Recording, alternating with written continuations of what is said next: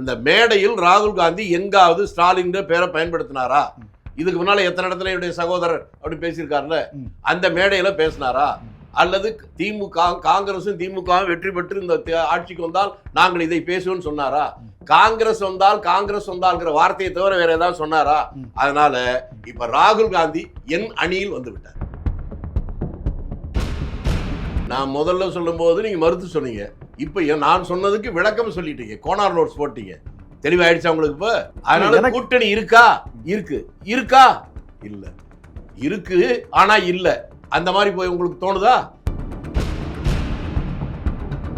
நீங்க யோக்கியனை ஆதரிச்சா அவன் யோக்கியனா இருக்கிறான், நான் அரசாங்கமும் யோக்கியமா இருக்கும். அயோக்கியனை நீங்க ஆதரிச்சு ஆட்சி கெட்டு போச்சு, அதிகாரம் கெட்டு போச்சுன்னா எப்படி அது நியாயமா இருக்க முடியும்? எந்த ஒரு கட்சி அதிகமாக செலவு செய்கிறதோ அல்லது எந்த ஒரு மனிதன் ஒரு வேட்பாளர் அதிகமாக செலவு செய்யறானோ யோசிக்காம அவனுக்கு ஓட்டு போறதால மக்கள் முடிவு பண்ணட்டும். அரசியல் தெரியும். ஏன் சார் ஒரு 500 ரூபாய் செலவு பண்ணி ஒரு வியாபாரம் பண்றவங்க கூட சாயந்தரம் லாபம் தானே பார்க்கறான். 10 கோடி ரூபாய் 20 கோடி ரூபாய் இன்னைக்கு லெவலில் நான் கேள்விப்படுறது 50 கோடி ரூபாய் கூட ஒரு எம்எல்ஏக்கு செலவு பண்றது ஆள் தயாராயிட்டான். அவன் ஜெயிச்சு வந்த உடனே அவன் ஊழல் பண்ண மாட்டான், லஞ்சம் பண்ண வாங்கக்கூடாது அப்படின்னு சொல்ற உரிமை நமக்கு எப்படி இருக்கும்? ஆதாரபூர்வமாக பிடிபட்டு சிறைக்கு போனவர்களே விடுதலை செய்கின்ற உரிமை மாநில அரசுக்கு இருக்கிற நேரத்தில் இன்றைக்கும் கோவை சிறையில் 22 பேர் இஸ்லாமியர்கள் 30 ஆண்டுகளாக சிறையில் இருக்காங்க. அவங்க மேல எந்த ஆதாரபூர்வமான குற்றச்சாட்டே இல்லை. இன்னமும் இவர்களை விடுதலை செய்யவில்லை என்றால் இவர்கள் தான் எங்கள் சிறுபான்மையினருக்கு ஆதரவாக இருக்கிறார்கள் என்று யாராவது சொன்னால் அவன் யோக்கியன் அல்ல என்பதை மட்டும் நான் சொல்றேன். சட்டமன்றத்திலேயே பதிவில் இருக்கு. இஸ்லாமிய தீவிரவாதிகள் சொன்னது வேற யாரும் சொன்னதில்லை, திமுக தான் சொல்லியிருக்கு. அந்த திமுக தான் எங்களுக்கு ஆதரவு என்று இஸ்லாமியர்கள் நினைத்தால் ஒன்று அப்பாவிகளா இருப்பாங்க, இல்லைன்னா அயோக்கியர்களா இருப்பாங்க. மிகச் சரியான கேள்வி கேட்டு என் ஒருவனை தவிர இந்த உலகத்தில் இருக்க தமிழ்நாட்டில் 8 கோடி மக்கள் இல்ல, உலகத்தில் இருக்க 200 கோடி மக்கள்கிட்ட எவன்ட்ட கேட்டாலும் தெரியாது. ஆக பாராமச்சந்திரன் அனுப்பி வைத்த நபருடைய பெயர் எஸ்.ஆர். பாலசுப்ரமணியம் அல்ல, ராஜாராம் நாயுடு. அவர் போய் பேசிவிட்டு வந்த உடனே முதலமைச்சராக இருந்த கருணாநிதி இப்படித்தான் சொன்னார் என்று சொன்னதை கேட்டவன் நான் ஒருத்தன் உயிருக்கிற சம்பந்தமே இல்ல, 2 பேரும் அடிச்சுக்கிறாங்கன்னு தெரியல. அண்ணாதுரை இறங்குற போது கருணாநிதி சொன்னாராம், அண்ணா உன் இதயத்தை இரவலாக எனக்கு தா, வரும்போது பத்திரமாக உன்னிடம் தந்துவிடுனாரு. அதனால தான் அவர் இறந்த உடனே பக்கத்தில் வைக்க போனோம். பகுத்தறிவு குஞ்சுகளா, ஊர்ல இருக்கணும் பைத்தியக்காரனை பேசிக்கிட்டீங்க. என்ன பேசுறது ஒரு விவசாயம் வேண்டாம்?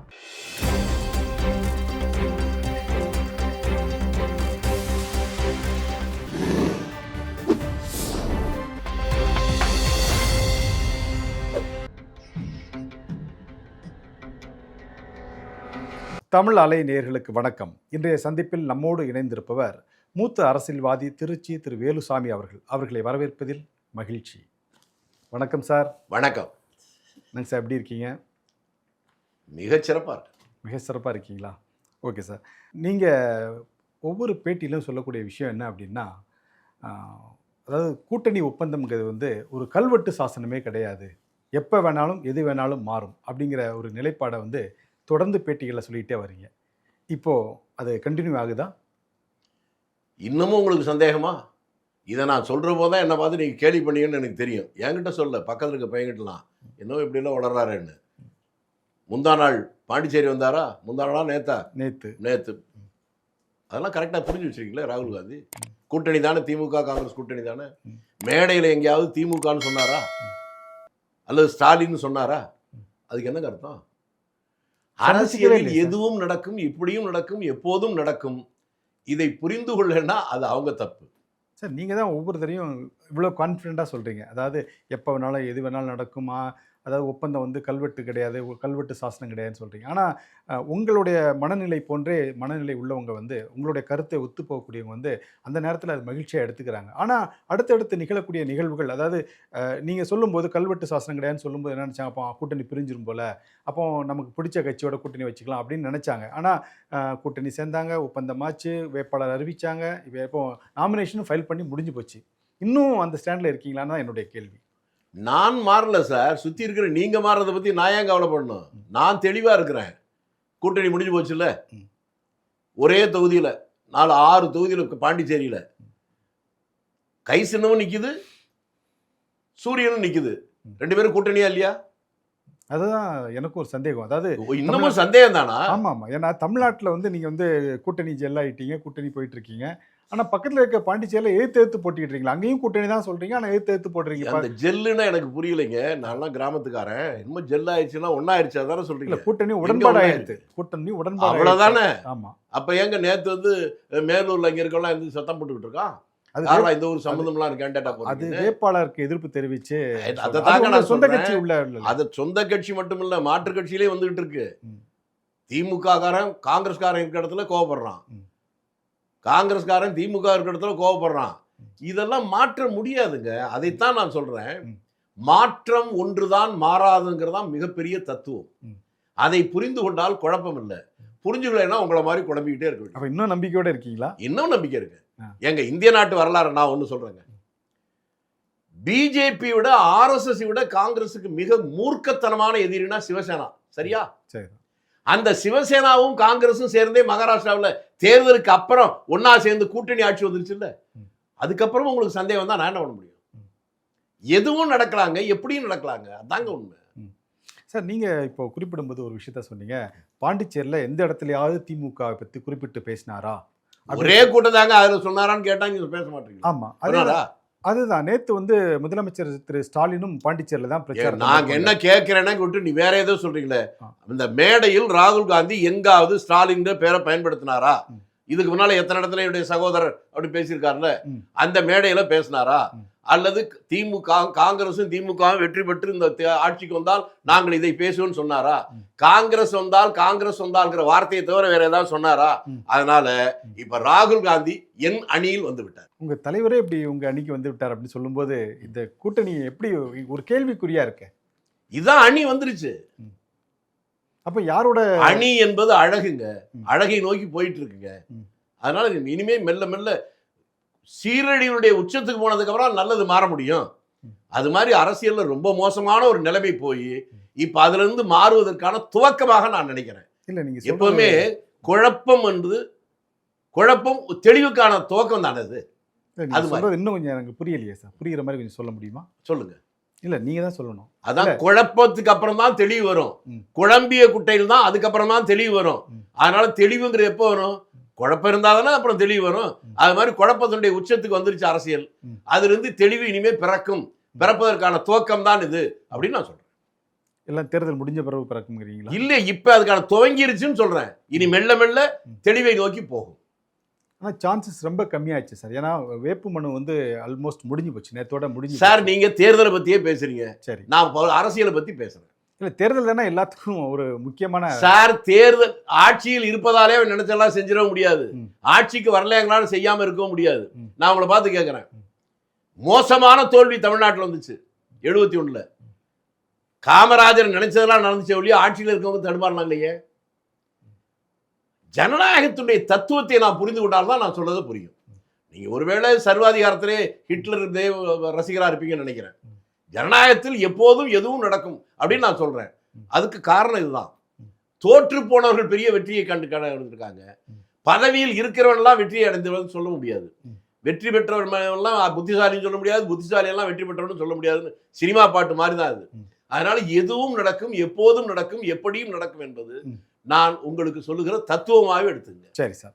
நேற்று சம்பவத்தை பார்த்த பிறகு என்னை போன்ற பத்திரிகையாளர்களுக்கும் சரி, காமனாக இருக்கக்கூடிய பொதுமக்களுக்கும் சரி, காங்கிரஸ் கட்சிக்காரங்களுக்கே ஒரு குழப்பமான சூழ்நிலை இருக்குது. ஏன்னா ராகுல் காந்தி வந்து இந்த கூட்டணி திமுக காங்கிரஸ் கூட்டணி அமைந்த பிறகு ஒரு இடத்துல கூட ஒரு வாழ்த்தோ இல்லை ஒரு ஆதரவோ எதுவுமே தெரிவிக்கலை.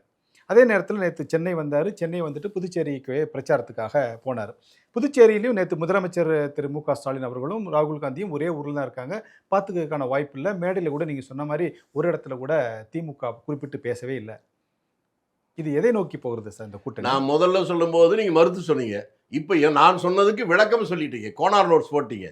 தெளிவாயிடுச்சா உங்களுக்கு? இப்போ அதனால கூட்டணி இருக்கா? இருக்கு. இருக்கா? இல்லை. இருக்கு ஆனா இல்ல. அந்த மாதிரி போய் உங்களுக்கு தோணுதா? இதுதான் ஜனநாயகம். இந்த சினிமா கம்பெனி மாதிரி சொல்லிட்டு இருக்கீங்க. சினிமா கம்பெனி மாதிரி இல்லைங்க. சினிமா கம்பெனி எங்க மேல இருந்தா வருது, கீழே இருக்க மக்கள்கிட்ட இருந்தா வருது. அதுல இருந்து கற்றுக்கொள்ள வேண்டிய பாடம் நிறைய இருக்கு.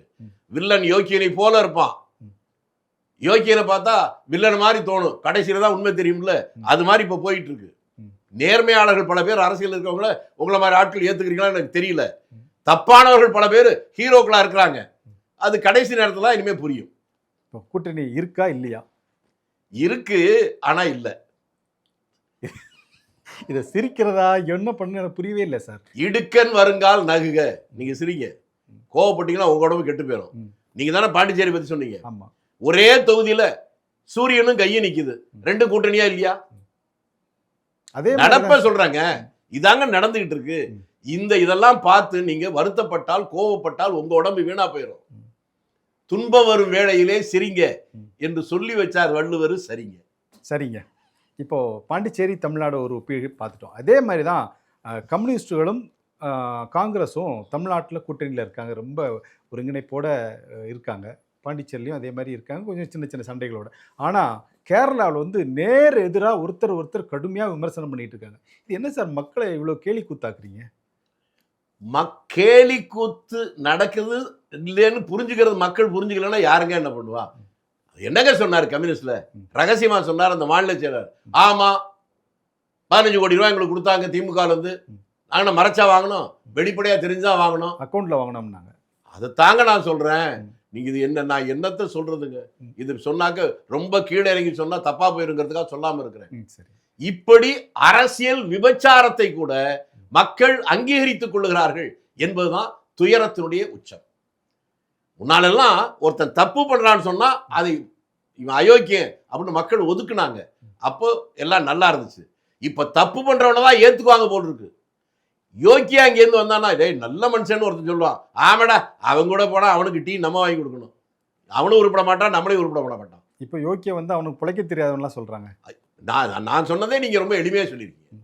யோக்கியம் வந்தான்னா இவன் அவனும் உருப்பட மாட்டான், நம்மளே உருப்பட மாட்டான், அவன் கூட போனா அவனுக்கு நம்ம தான் டீ வாங்கி கொடுக்கணும், அந்த பக்கம் திரும்பாதேன்றான்.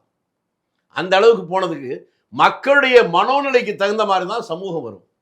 ஒரு காலத்துல மக்கள் வந்து, நான் எவ்வளவோ பேரை உதாரணம் சொல்ல முடியும்.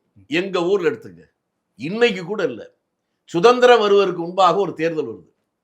அந்த தேர்தல் வருகிற போது, இன்னைக்கு எதுக்காக அதை நான் சொல்றேன்னா, தமிழ்நாட்டிலேயே சுதந்திரத்துக்கு பின்னால் ஒரு பெரிய நகரத்தில் ஒரு முறை கூட காங்கிரஸ் வெற்றி பெறாத ஒரு எம்எல்ஏ வெற்றி பெறாத ஒரு ஊர்னா திருச்சி தான். இன்று வரலும் அந்த 2 தொகுதி இருக்கு, அதில் ஜெயிச்சதே கிடையாது. அதில் சுதந்திரம் வருவதற்கு முன்பாக நடந்த தேர்தலில் ஒரே ஒரு முறை காங்கிரஸ் ஜெயிச்சது. ஜெயிச்சவர் யார் தெரியுங்களா? TS அருணாச்சலம், ஒரு தியாகி. அவர்கிட்ட டெல்லிக்கு போறதுக்கு டிக்கெட்டு கூட காசு கிடையாது. டிக்கெட் வாங்காம ட்ரெயினில் போனவர், அங்க எல்லாம் பார்த்துட்டு வர்றாரு. அவரை எதிர்த்து சீட்டு வேண்டவர் பெரிய வசதி படைத்தவர், ரத்னவேல் தேவர்னு சொல்லி. அவரும் நல்ல மனிதர் தான், அவருக்கு தான் சீட்டுன்னு ஊர் பூரா நினைச்சிட்டு இருக்காங்க. ஆனா இவர் ரயில்ல வந்துகிட்டு இருக்காரு, நமக்கெல்லாம் சீட்டு கொடுக்க மாட்டான்னு அவர் பேரை அறிவிச்சாங்க. சொந்த வீடு கிடையாது, பாக்கெட்ல 10 ரூபா கிடையாது. சுதந்திர இந்தியாவிலோட அடிமை இந்தியாவிலேயே பாக்கெட்ல 10 ரூபா இல்லாத, அவங்க கூட போனா ஒரு டீ கூட வாங்கி கொடுக்க மாட்டாரு தெரிஞ்ச, நல்ல சட்டை கூட போடாத, சொந்த வீடு இல்லாத அவனை அந்த மக்கள் தேர்ந்தெடுத்தார்கள். அவன் எம்எல்ஏ ஆனாரு, அதற்கப்புறம் எம்எல்சி ஆனாரு. சாகிற போதும் சொந்த வீடு கூட இல்லாமலே செத்து போனார். நீங்க யோக்கியனை ஆதரிச்சா அவன் யோக்கியனா இருக்கிறான், நாலு அரசாங்கமும் யோக்கியமா இருக்கும். அயோக்கியனை நீங்க ஆதரிச்சு ஆட்சி கெட்டு போச்சு, அதிகாரம் கெட்டு போச்சுன்னா எப்படி அது நியாயமா இருக்க முடியும்? நான் ரொம்ப சிம்பிளா சொல்றேன் சார். ஔவையார் தான் அதுக்கு உதாரணம். அதை நீங்க இலக்கியத்துல படிக்கிறீங்க. ஒரு எதிரி மன்னன் ஒரு ஔவையாரை கூப்பிடுறான், தன்னுடைய பெருமையை காட்டுறதுக்காக வீட்டில் இருக்கக்கூடிய தன்னுடைய போர் அந்த உபகரணங்கள்லாம், வேல் வாள் இதெல்லாம் இருக்க காட்டுறான். உடனே இந்த ஔவையார் சொல்லுது, ஆகா என்ன பிரமாதமா இருக்கு, பிரமாதமான வாட்கள், பிரமாதமான வேல், எப்படிலாம் இருக்கு. ஆனா அந்த மன்னன் இருக்கானே, அங்க போய் பார்த்தாலும் ஒடிஞ்சு போனது, வீணா போனது, வளைஞ்சு நினைச்சது, இதாத்தான் இருக்கு. அது பாராட்டா? மன்னனுக்கு அப்பதான் புரியுது, ஆஹா நம்ம தப்பு பண்ணிட்டோம்னு. அந்த மாதிரி இப்ப ஔவையாரும் இல்ல, ஔவையார் சொன்னா புரிஞ்சுக்கிற மக்களாவும் இல்லை. இன்றைக்கு நீங்க வெளியே போங்க, நாம் ஒன்னே ஒண்ணு இந்த பேட்டியின் வாயிலாக சொல்றது, எந்த ஒரு கட்சி அதிகமாக செலவு செய்கிறதோ, அல்லது எந்த ஒரு மனிதன் ஒரு வேட்பாளர் அதிகமாக செலவு செய்யறானோ, யோசிக்காம அவனுக்கு ஓட்டு போறதால மக்கள் முடிவு பண்ணட்டும், அரசியல் தெளிவு. ஏன் சார் ஒரு 500 ரூபாய் செலவு பண்ணி ஒரு வியாபாரம் பண்றவங்க கூட சாயந்தரம் லாபம் தானே பார்க்குறான். 10 கோடி ரூபாய் 20 கோடி ரூபாய் இன்னைக்கு லெவலில் நான் கேள்விப்படுறது 50 கோடி ரூபாய் கூட ஒரு எம்எல்ஏக்கு செலவு பண்றது ஆள் தயாராயிட்டான். அவன் ஜெயிச்சு வந்த உடனே அவன் ஊழல் பண்ண மாட்டான், லஞ்சம் பண்ண வாங்கக்கூடாது அப்படின்னு சொல்ற உரிமை நமக்கு எப்படி இருக்கும்? இந்த சாதாரண தத்துவத்தை மக்கள் மத்தியில் கொண்டு போய் சேர்ப்பதுக்கு தான் இப்போ நம்மளாம் போராடிட்டு இருக்கோம். செலவு பண்றவனா ஒதுக்குங்க, அப்பதான் அரசியல்ல தப்பு நடக்காது. இப்படி பார்த்தா யாருமே தேர்தலுக்கு வர முடியாத சூழ்நிலை உருவாக்கிடுவாங்களே சார். கொஞ்சம் முன்னால என்னங்க சொன்னேன், பாக்கெட்ல 10 ரூபா கூட இல்லாத, சொந்த வீடு இல்லாத, சட்டை கூட நல்ல சட்டை இல்லாத ஒரு தியாகி சுதந்திரத்துக்காக அப்புறம் கூட இருந்திருக்கலாம், அதுக்கு முன்னாலேயே சுதந்திரம் வரதுக்கு 1 வருஷம் 2 வருஷம் முன்னால தேர்தலில் எங்க ஊர்ல ஜெயிச்சாருன்னு சொன்னேன். அது எல்லா காலத்துக்கும் பொருந்தும். தேர்தல் நீங்க கட்சியை விட்டுருங்க சார், சின்னத்தை விட்டுருங்க சார். இந்த சின்னத்துல கழுத நின்னாலும் அதுக்கு தான் ஓட்டு போடுவேன், மக்கள்னா கழுத தான் நிற்கும். எந்த சின்னமா இருந்தான்னு, என்ன கொடியா இருந்தான்னு, என்ன கட்சியா இருந்தான்னு, நிக்கிற வேட்பாளர் எவன் குறைந்தபட்ச யோக்கியன் அப்படின்னு மக்கள் பார்க்க ஆரம்பிச்சானா எல்லாருமே யோக்கியனை தான் தேர்ந்தெடுத்து நிறுத்துவாங்க. நீங்க எவனை வேணாலும் போடுங்க, நாங்க ஓட்டு போடுறோம்னா அவன் 1ஆம் நம்பர் ஃப்ராடை தான் போடுவான். அப்படித்தான் அரசியல் போகும். காங்கிரஸ் கட்சியில இருந்துட்டு நீங்க இதை சொல்றதை கேட்கும்போது எங்களுக்கு ரொம்ப வருத்தமா தான் இருக்கு. ஏன்னா உங்களுடைய வேட்பாளர் பட்டியலுக்கே காசு வாங்கிக்கிட்டு தான் வேட்பாளர் பட்டியலை அறிவிச்சாங்கன்னு சொல்லி அந்த வேட்பாளர் பட்டியலை கிழிச்சு போட்டதாக கூட எங்களுக்கு தகவல் வந்துச்சு. அப்படி இருந்திருந்தா அது உண்மை, அது நல்ல விஷயம் தானுங்க. அப்ப எங்க கட்சியில அந்த மாதிரி காசு வாங்கிட்டு ஓட்டு போட்டா கிழிச்சு போடுறதுக்கான யோகியர்கள் இருக்கிறாங்கன்னு அர்த்தம். மற்ற இடத்துல அது இல்ல. அப்படி வாங்கிட்டு தானே நீங்க தானே சார் சொன்னீங்க இந்த பட்டியலே கிழிச்சு போட்டாங்க. நீங்க யாருன்னு சொல்லல, யாரோ ஒருத்தர் மேல் மட்டத்தில் இருக்கிறவர் தான் இருக்க முடியும். அப்படி ஒரு யோக்கியர் எங்க கட்சியில் இருக்கிறார், அதை நீங்க ஒத்துக்கிட்டீங்க. வேற கட்சியில் அப்படி இல்ல. நான் பேர் கூட சொல்லிடுறேன், திரு ராகுல் காந்தி அவர்கள் தான் அந்த பட்டியலை கிழித்து போட்டார். அப்ப இந்தியாவுடைய நம்பிக்கை நட்சத்திரம் அவர் தான். ராகுல் காந்தி அந்த மனோநிலை இருக்குல்ல, அந்த மனோநிலை மக்கள் ஆதரிக்கிற நிலைமை வந்துட்டா இந்த நாடு உருப்படும். அதே மாதிரி அந்த வேட்பாளர் தேர்வுக்கு பிறகு திரு செல்வப்பிரந்தை அவர்கள் பேட்டி கொடுக்கும்போது நான் இந்த தேர்தலோட பதவியை ராஜினாமா பண்ணிடுவேன் அப்படிங்கிற மாதிரி ஒரு தகவல் சொன்னார். இது ஏதோ ஒரு சந்தேகத்தை கிளப்புத. ஒரு சந்தேகம் கிடைக்கல. ஆனால் எனக்கு என்னன்னா, ஒரு 2 மாதத்துக்கு முன்னாலே ராஜினாமா பண்ணியிருந்தாரு, இன்னும் ஒரு பெரிய பாராட்டு கிடைச்சிருக்கு. ரொம்ப வேண்டியவருங்க, அதனால சொல்றாங்க. ஒரு பெரிய புகழ் அவருக்கு கிடைக்க வேண்டியதை அவர் ஏமாந்துட்டார். ஒரு ஜெயித்து பெரிய புகழ் இல்லைங்க, 2 மாதத்துக்கு முன்னாலே அவர் ராஜினாமா பண்ணியிருந்தா எவ்வளோ பெரிய புகழ் கிடைச்சிருக்கும். பதவியிலாங்க ஒரு மனிதனுக்கு பெரிய பெருமை. மகாத்மா காந்தி என்ன பஞ்சாயத்து போர்டு தலைவராக இருந்தாரா? பஞ்சாயத்து போர்டு மெம்பர் கூட கிடையாதுங்க. இந்த உலகத்திலே அவரோட பெரிய தலைவர் யாரு? அதனால பதவியை வைத்து இல்லை, 2 மாதத்துக்கு முன்னால மட்டும் அவர் ராஜினாமா பண்ணியிருந்தாரு வச்சுங்களேன், நானே அவருக்கு ஒரு பாராட்டு கூட்டம் கூட நடத்திருப்பேன். சார், இந்த திமுக கூட்டணியில் இருக்கக்கூடிய கட்சிகள் எல்லாம் ஒரு தியாக மனப்பான்மையோட, அதாவது அவங்க சொல்கிற விஷயங்கள் என்னென்னா, பாஜக உள்ளே பூந்துரும், அதனால் இந்த கூட்டணியை நம்ம வலுப்படுத்தணும்னா நம்ம தியாகம் செஞ்சு தான் ஆக வேண்டும் அப்படின்னு சொல்லி மதிமுக 3 தொகுதிகளில் உதயசூரியன் சின்னத்தில் போட்டியிடதான் இருந்துச்சு, ஒரு சின்னம் அவங்களுடைய சின்னத்தில் போட்டியிடுது. இப்போ அதுவும் கூட போயிடுச்சு. இப்போ 4 சின்னத்துலையும் 4 இடத்துலையும் திமுக சின்னத்தில் தான் போட்டியிடும். அதே மாதிரி தான் திரு தொல் திருமாவளவன் அவர்கள் 8 தொகுதிகள் வாங்கினார். இப்போ கடைசியாக காட்டுமன்னார் கோவிலில் நான் தேசிய அரசியலிருந்து மாநில அரசியலுக்கு வரப்போகிறேன், அதாவது என்னென்னா இந்த தேர்தல் முடிந்த பிறகு தமிழ்நாடு அரசியல் மாற்றம் ஏற்படும், ஆகையால் நான் சட்டசபைக்கு நான் தேவை அப்படிங்கிறனால நான் சட்டசபை தொகுதியில் போட்டியிட போகிறேன், காட்டுமன்னார் கோவிலில் போட்டியிட போகிறேன்னு அறிவித்தார். திடீர்னு பார்த்தா காட்டுமன்னார் கோவிலில் நான் போட்டியிடலை, திரு ஜோதிமணி என்பவர் போட்டியிடுவார், அதாவது இளைய பெருமாளுடைய பையன் அப்படின்னு சொல்லி இவர் போட்டியிலேருந்து விலகிட்டார். ஆனால் அந்த இளைய பெருமாள் அன்னைக்கு இரவே ஒரு பேட்டி கொடுக்குறார். நான் விடுதலை சிறுத்தைகள் கட்சி சார்பாக போட்டியிடுறதுக்காக நான் வேட்புமனு தாக்கல் செய்யவே இல்லை, நான் காங்கிரஸ் கட்சி சார்பால் தான் போட்டியிடுறதுக்காக நான் வேட்புமனு தாக்கல் செஞ்சுருக்கேன், இப்போ நான் எந்த கட்சியில் போட்டியிடுவேன்னு எனக்கே தெரியலைங்கிற மாதிரி ஒரு பேட்டி கொடுத்துருக்கிறார். இந்த கம்யூனிஸ்டுகள் பார்த்தீங்கன்னா அவங்களும் ஒரு 5 சீட்டை வாங்கிட்டு அமைதியாக உட்காந்துட்டாங்க. இந்த மாதிரி சூழ்நிலைகள்லாம் நிலவுதை எப்படி பார்க்குறீங்க சார்? நீங்கள் சாதாரண மனுஷன் இல்லைங்க, மிகப்பெரிய விஞ்ஞானிங்க. தமிழ்நாட்டு மக்களுக்கு புரிய வைக்கிறது சரியாக கேட்டீங்க. பிஜேபி உள்ள பூந்துரும், அதனால தியாகம் பண்ணும் அப்படிதானே சொன்னீங்க. ஆமாம். அதுக்கு 2 பேரை சொன்னீங்களா? ஒன்று வைகோ, இன்னொன்று தொல் திருமாவளவன். சரியா? ஆமாம். மாற்றம் இல்லையே. இல்லை, கம்யூனிஸ்டுகளும் சேர்த்து. கம்யூனிஸ்ட் இல்லை, நான் குறிப்பிட்டு இவ்வளவு நேரம் நீங்கள் சொன்னது அந்த 2 பேரை தான் சொன்னீங்க. ஆமாம், மாற்றி மாற்றி பேசக்கூடாது. 2 பேரை தானே சொன்னீங்க. தமிழ்நாட்டில் பிஜேபி முத எம்எல்ஏக்களாக வர்ற போது இந்த வைகோவும் திருமாவளவனும் ஆதரிச்சாங்களா இல்லையா? ஆமாம். என்னங்க இதையும் ஆமான்றீங்க, அதையும் ஆமான்றீங்க, எதை சொன்னாலும் ஆமான்னு சொன்னீங்கன்னா இன்னைக்கு, அதாவது அன்னைக்கு அவங்க ஆதரிச்சு உள்ள கொண்டு வந்தாங்க, அதைத்தாங்க உள்ள பூந்துரும் தியாகம் பண்ணுறீங்க. உள்ள பூந்ததுக்கே அவங்க தானங்க காரணம். அதுக்கு என்னங்க சொல்றீங்க? வைகோ என்னங்க சொன்னாரு? மானமுள்ள தமிழன் திமுக ஆதரிப்பானா சொன்னாரா இல்லையா? அப்ப இவருக்கு அவர்கள் ஒவ்வொரு நிலைப்பாடும் மாறி மாறி அதை இருந்தது. தாங்க சொல்றேன். அதை நீங்க புரிஞ்சுக்கணும்ல, அப்பதானே உங்களுக்கு புரியும். அதுக்காக சொல்றேன். அதோடவா நிறுத்தினார் அவரு. அவர் பையன் போன தடவை எங்க ஊர்ல தான் ஒரே ஒரு சீட்டு தான் நின்னாங்க. நாங்கள் நின்றால் எங்கள் சின்னத்தில் தான் இருப்போம். நாங்கள் சொரணை கெட்டவர்களா, மானம் கெட்டவர்களா? நாங்கள் மானம் மிக்கவர்கள், எங்கள் சின்னத்தில் தான் நிற்போம்.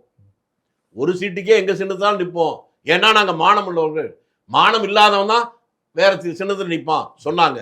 இப்ப அதுல வேற சின்னத்தில் நின்றுட்டா என்ன, எனக்கு புரியலைங்க, கொஞ்சம் சொல்லுங்க. அதுக்கு என்னங்க அர்த்தம்? இல்ல அவர் சொன்ன மாதிரி மாநிலன்னு தான் அர்த்தம். ரைட். ஓ சரி, இப்பதாங்க எனக்கு புரியுது. இல்ல அவர் சொல்லுது அப்படித்தானே. நீ சொன்னதுக்கு அப்புறம் தான் எனக்கு புரிஞ்சுக்கிட்டேன். எனக்கு ஒரே குழப்பமா இருந்துச்சு. அது மாதிரி இவங்க யாரெல்லாம் பிஜேபி உள்ளே வருவதற்கு காரணமோ அவர்கள் அதை சொல்லி காட்டுறதுக்கு பாருங்க. பிஜேபி ஆட்சியில் அமைச்சர்களாக திமுக இருந்தார்களா இல்லையா வாஜ்பாய் ஆட்சியில்? அதை தாண்டி ஒண்ணு நான் சொல்றேன். இந்திய நாட்டுடைய வரலாற்றையே இங்க இருக்க மைனாரிட்டி சொல்லிட்டு அதை வச்சுட்டு பொழப்பு நடத்துறவங்க இல்லை, உண்மையான அந்த சமூகத்தில் இருக்கவங்க புரிஞ்சுக்கணும். இஸ்லாமியர்கள் திரும்புற பக்கமெல்லாம் சுட்டு கொண்டாங்களே குஜராத்தில், 3500 பேருக்கு மேல செத்தாங்களா? அப்ப அதை நியாயப்படுத்தி பாராளுமன்றத்திலே பேசியது யார்? திமுகவை தவிர யாராவது பேசினாங்களா? இன்னைக்கு சிறுபான்மையினருடைய பாதுகாவலராக இருக்கக்கூடிய திமுக தானே சார். ஓ, அவங்க அப்படி பேசிக்கிறாங்கல்ல. கொன்னு புதைச்சதுக்கு அப்புறம் அது பாராட்டினா அது பேர் அதான் பாதுகாப்பு. இன்னைக்கு வந்து திமுக தவிர அதை தாங்க நான் சொல்றேன். இந்த போலிகளை நம்பி வியாபாரத்துக்கு போற தலைவர்கள் எனக்கு புரியுது, அவங்களுக்கு ரேட்டு தான் முக்கியம். ஆனா இந்த சமூக மக்கள் உங்களுக்கு புரியறதுக்கு இன்னொன்னு சொல்றாங்க.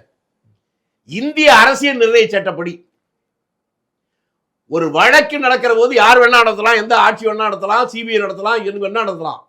தண்டனை கொடுத்ததுக்கு பின்னால் அவர்கள் எந்த மாநிலத்தில் சிறையில் இருக்கிறார்களோ அவர்களுடைய தண்டனை குறைப்பதற்கோ அல்லது அவர்களை விடுதலை செய்வதற்கோ மாநில அரசுக்குத்தான் சட்ட ரீதியாக உரிமை உண்டு, அதிகாரம். இதை நல்லா புரிஞ்சுக்கணும்னா, மகாத்மா காந்தியுடைய கொலையில் கோபால் கோட்சே, அதாவது அந்த கோட்சே அண்ணருக்கான அவனை தூக்கில போட்டாங்க.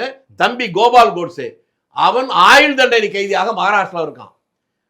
அந்த மகாராஷ்டிராவில் அந்த தண்டனை குறைத்து அவனை வெளியே அனுப்புனது மாநில காங்கிரஸ் ஆட்சி தான். உதாரணத்துக்காக சொல்றேன். உங்களுக்கு இங்கே புரியணும்னா, தர்மபுரியில வேளாண் கல்லூரி மாணவிகள் வந்து பஸ்ஸை கொளுத்தி விட்டாங்களா, கருகி செத்தாங்களா 4 பேரு. அவர்களே வீடியோ ஆதாரம் கிடைச்சது. அவர்கள்லாம் ஜெயிலில் இருந்தாங்க. அதிமுக ஆட்சி வந்து அவனை ரிலீஸ் பண்ணி வெளியே வந்துட்டாங்களா இல்லையா? அதே போல மதுரையில ஒரு பத்திரிகை, தினகரன் பத்திரிகை அலுவலகம், அதை கொளுத்தி விட்டாங்க. வீடியோ ஆதாரத்தின் அடிப்படையிலே பிடிச்சு வச்சாங்க. 3 பேர் ஊடகவியலாளர் சொல்லி பொய் சொல்ற இவங்க எல்லாம் புரிஞ்சுக்க வேண்டிய ஒண்ணு. ஜெயிலில் இருந்தாங்களா? திரும்பி திமுக ஆட்சி வந்துச்சா? திமுக ஆட்சி வந்த உடனே அவரை ரிலீஸ் பண்ணாங்களா?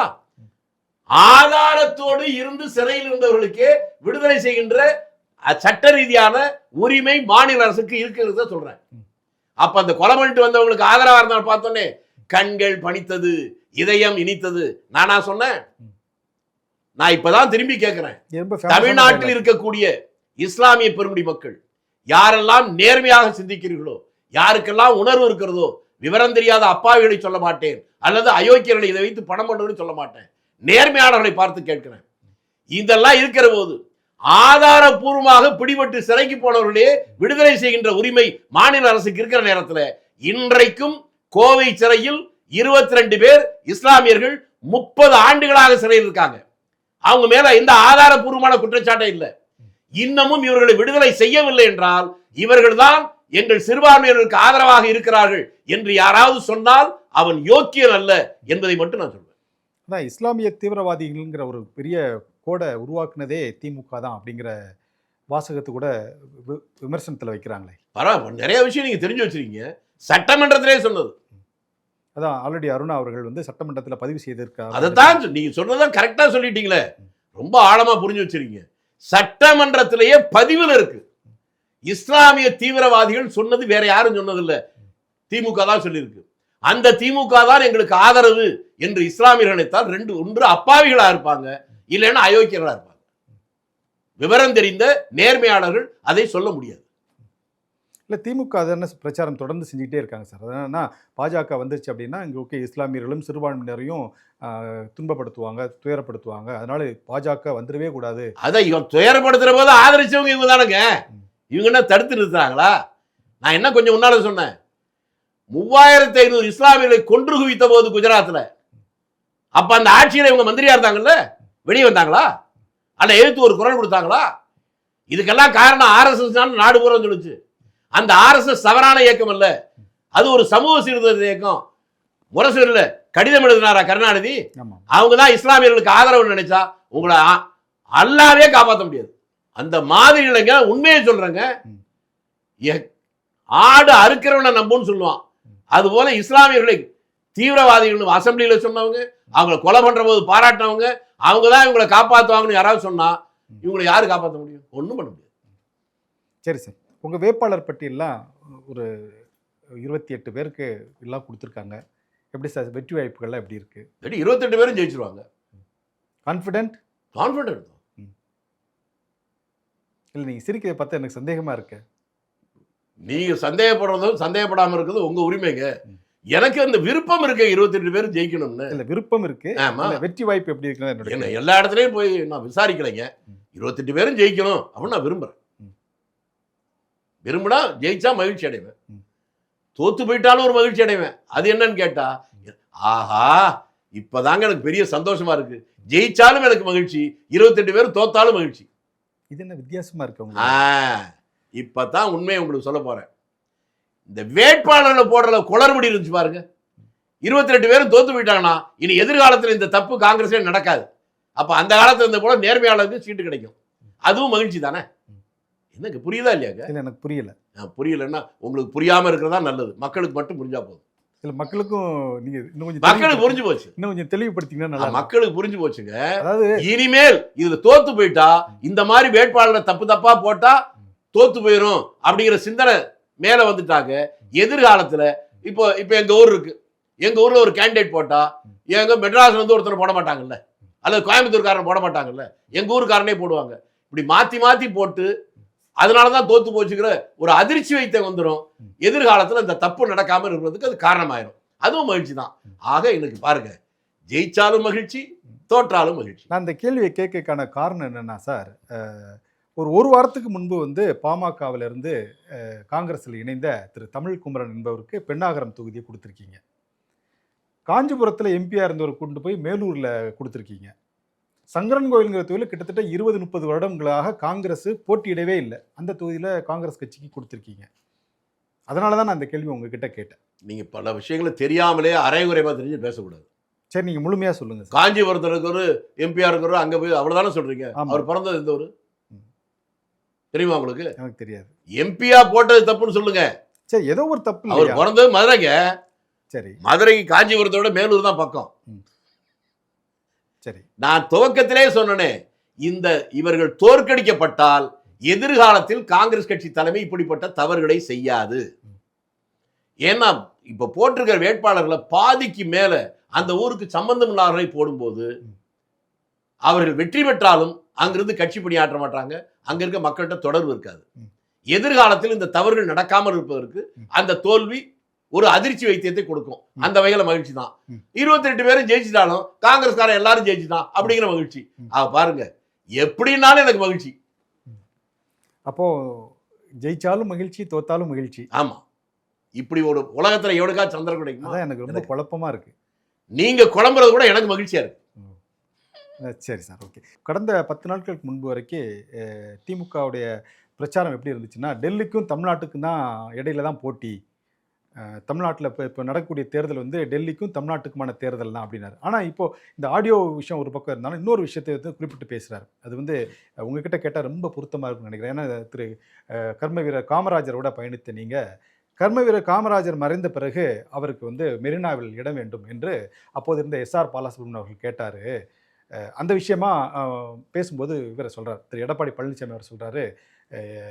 முதல்ல மு.க. ஸ்டாலின் அவர்கள் பேசும்போது குறிப்பிட்டு சொல்கிறாரு, இந்த மாதிரி என்னுடைய தந்தை மரணமடைந்த பிறகு அவர் மிகவும் விரும்பிய அண்ணாதுரை அவர்களுடைய அருகிலேயே மெரினாவில் கொண்டு போய் சேர்க்கறதுக்காக நாங்கள் உங்கள்கிட்ட இடம் கேட்டோம், அவ்வளோ சோகத்தில் கூட நாங்கள் வீடு வாசல் வந்து நான் கேட்டேன், ஆனால் நீங்கள் வந்து கொடுத்தீங்களா, நீங்கள் பேசலாமா அப்படிங்கிற மாதிரி ஒரு டைலாக் சொல்லிட்டு சொன்னார். அதுக்கு பதிலடி கொடுக்கும் விதமாக திரு எடப்பாடி பழனிசாமி அவர் சொல்கிறாரு, எஸ்ஆர் பாலசுப்ரமணியன் அவர்கள் கர்மவீரர் காமராஜருக்கு மெரினாவில் இடம் கேட்கும்போது நீங்கள் என்ன சொன்னீங்க, கிண்டியில் 2 ஏக்கர் இடம் இருக்குது, நாங்கள் தரோம், வேணாம் நீங்கள் அங்கே கொண்டு போய் போங்க, ஏன்னா முன்னாள் முதலமைச்சர்களுக்கெல்லாம் மெரினாவில் இடம் கிடையாது, முதலமைச்சராக இருந்தவங்களுக்கு மட்டும்தான் இடம்னு சொல்லி சொன்னீங்க. அதே மாதிரி தான் ஜானகி அம்மையாருக்கும் நீங்கள் சொன்னீங்க.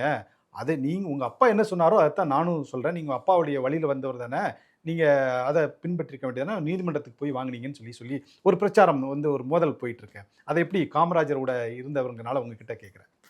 மிகச் சரியான கேள்வி கேட்டி. என் ஒருவனை தவிர இந்த உலகத்தில் இருக்க, தமிழ்நாட்டில் 8 கோடி மக்கள் இல்லை, உலகத்தில் இருக்க 200 கோடி மக்கள்கிட்ட எவன்கிட்ட கேட்டாலும் தெரியாது.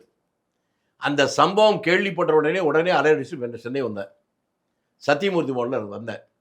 அப்போ பா. ராமச்சந்திரன் தான் தலைவர், கட்சிக்கு தலைவர். யாரோ ஒரு முட்டாப்பையை பார்த்தேன் காலையில், எனக்கு என்ன சொல்கிறதுன்னு தெரியல. உங்களை மாதிரி மீடியாக்காரனை பார்க்கும்போது, அவங்கள நினச்சா உங்களை பார்க்கும்போது கூட எனக்கு கோவம் வருது. மீடியாங்களை பேரை சொல்லிட்டு இப்படியெல்லாம் கேவலமாக பேசிகிட்டு இருக்காங்க. அந்த பையனுக்கு வயசு 50 கூட இருக்காது.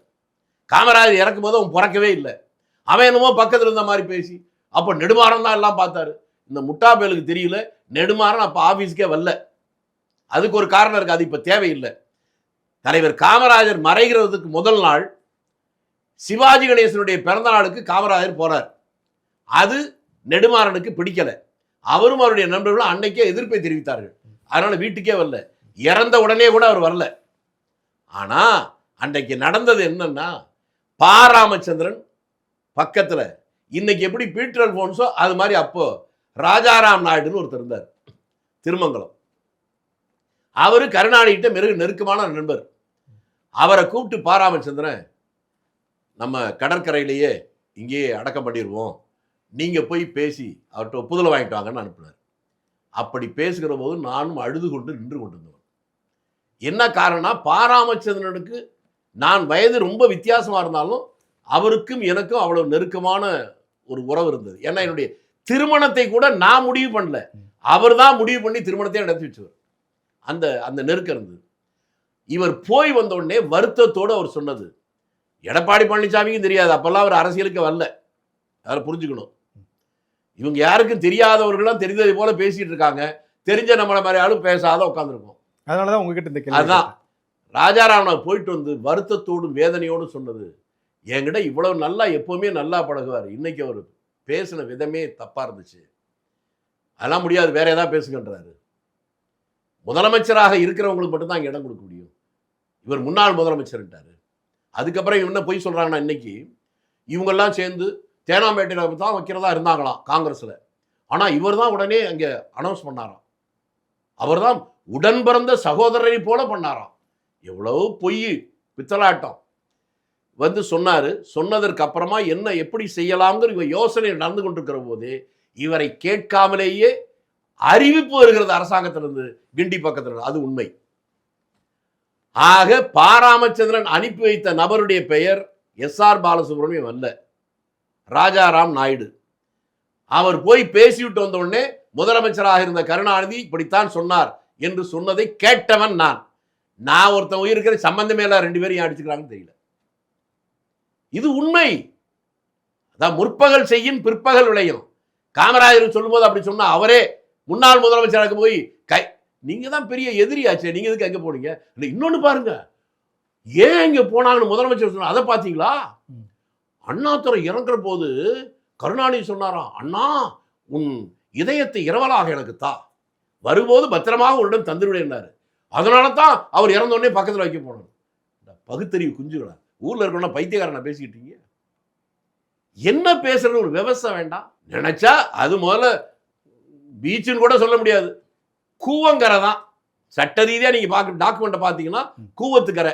ஒரு வகையில சந்தோஷம் தான், கூவத்துக்கரையில போய் காமராஜரை புதைக்காம இருந்தாங்களே, ஒரு நல்ல இடத்துல தான் வச்சிருக்க. பெருமைப்படுறீங்க. இப்ப சந்தோஷமா தான் இருக்கு. அன்னைக்கு அவங்க செஞ்சது கூட ஒரு வகை நல்லதா போச்சு. அது முகத்துவாரம் தானே, அதை தாங்க சொல்றேன். கூவக்கரம் தானேங்க. கூவம்னா உங்களுக்கு புரியாதோ? ஒரு காலத்துல அதுக்கு பல ஆயிரம் நூற்றுக்கணக்கான கோடி ரூபாய்கள். கூவம் மணக்கம், மான் ஓடும், மயில் ஆடும், குயில் கூவும், காதலர்கள் களிப்போடு படகு சவாரி செய்வார்கள், நீங்கள் பார்க்கத்தான் போகிறீர்கள் அப்படின்னு 100கணக்கான கோடி ரூபாய் செலவு பண்ணியிருந்தாங்க. கடைசியில் ஒண்ணுமே காணோம். அப்போ ஒரு தடவை கருத்திருமன் தான் கேள்வி கேட்டாரு, என்னங்க ஏகப்பட்ட செலவு பண்ணீங்க, ஒன்றும் கூவம் அப்படியே தானே இருக்குது, இன்னும் மான் ஓட காணா மயில் ஆட காணான்னு. அது கர்நாடக சட்டமன்ற பேரேட்டில் வேணா போய் பாருங்க. கூவத்துல முதல்ல இருக்கு, அதனால தான் பணியை நிறுத்திட்டோம். இந்த உத்தம புத்தர்களை மனிதர்கள் மக்கள் புரிந்து கொண்டால் தமிழ்நாட்டுக்கு நல்லது. சென்னை மேயராக இருந்த திரு மு.க. ஸ்டாலின் அவர்கள் கூட சிங்கார சென்னையா வந்து ஆக்குறோங்கிற ஸ்கீமில் தான் அந்த கூவத்தை வந்து சுத்தப்படுத்துறதுக்காக பல்லாயிரம் கோடி ரூபாய் ஒதுக்கி பண்ணாங்க. அது 10,000 கூட ஒதுக்கிட்டாங்கல்ல, முடிஞ்சு போச்சு. அப்புறம் என்ன இப்படி ஒதுக்கிட்டாங்கன்னா அதை ஒதுக்கிட்டாங்க. கூவத்தை க்ளீன் பண்ணுறதுக்கு. அது எங்க கிளீன் ஆயிருக்க, வாங்க 2 பேரும் குளிக்க போலாமா? உங்களை மாதிரி ஆட்கள் அப்படிதான் புரிய வைக்க முடியும். நாங்க சொன்னா உங்களுக்கு புரியாது. வாங்க குளிக்க போவோம், உங்களை தள்ளி விட்டுற, நான் மேலே நிக்கிறேன். நாங்கள் அரசியல் கூவத்தில் குளிக்கிறது இல்லை சார். ஏன் நீங்க தானங்க சொன்னீங்க சுத்தமா இருக்குன்னு? தேம்ஸ் நதியை போல இருக்கிற அதுல போய் குளிக்கிறவங்களுக்கு சுத்தமா இருக்கு, சுத்தப்படுத்துவதற்காக. ஆமாங்க, அப்ப சுத்தமா இருக்குன்னு தானே அர்த்தம். சுத்தப்படுத்துவதற்காக தான் நான் மறுபடியும் அதான் சொல்றேன். அதான் சொல்றேன், சுத்தப்படுத்திட்டாங்களா? அது அப்படி கேட்டீங்கன்னா நான் சொல்ல சுத்தப்படுத்தல அப்படின்னு. அதெல்லாம் உண்மையிலங்க சொல்லணும். ஆமா, பத்திரிகைக்காரங்க மக்களுக்கு விளக்கத்தை விடுங்க. நீங்க விடுகதை மாதிரி போடுறீங்க. இல்ல, நான் கேட்ட கேள்வி வந்து சுத்தப்படுத்துவதற்காக சென்னை மேயராக இருந்த, அதுக்கு தான் நான் சொன்னா ஒதுக்கிட்டாங்கன்னு சொன்னேன். அதான் நான் அதை விட வேற என்ன சொல்ல முடியும்? இல்ல, நீங்க சொன்னது இப்படி ஒதுக்குனா அதுக்கு வேற அர்த்தம். அதனாலதான் நான் உங்ககிட்ட தெளிவாக, ஒரே அர்த்தம் தாங்க நான் சொன்னது, இப்போ நீங்க சொல்றது ஒரே அர்த்தம் தான். உங்ககிட்ட இருந்து நான் வந்து இன்னும் உள்ளார்ந்த விஷயங்களை தெரிஞ்சுக்கத்தான் இப்படி ஒதுக்குதுன்னா என்னன்னு. அந்த அப்படி ஒதுக்குறது, அதாவது கூவத்தை இப்படித்தான் ஒதுக்குவாங்க, கூவத்தை கிளீன் பண்ணா இப்படித்தான் பண்ணுவாங்க. நீங்க இப்படின்னா அதுக்கு வேற அர்த்தம்லாம் நான் கேட்கிறேன். வேற உங்களுக்கு புரிஞ்சு போச்சு இல்ல? அடடே, உங்களுக்கே புரிஞ்சிருச்சா? அப்ப தமிழ்நாடே புரிஞ்சுக்குங்க. சரி சார், நன்றி வணக்கம். நன்றி வணக்கம்.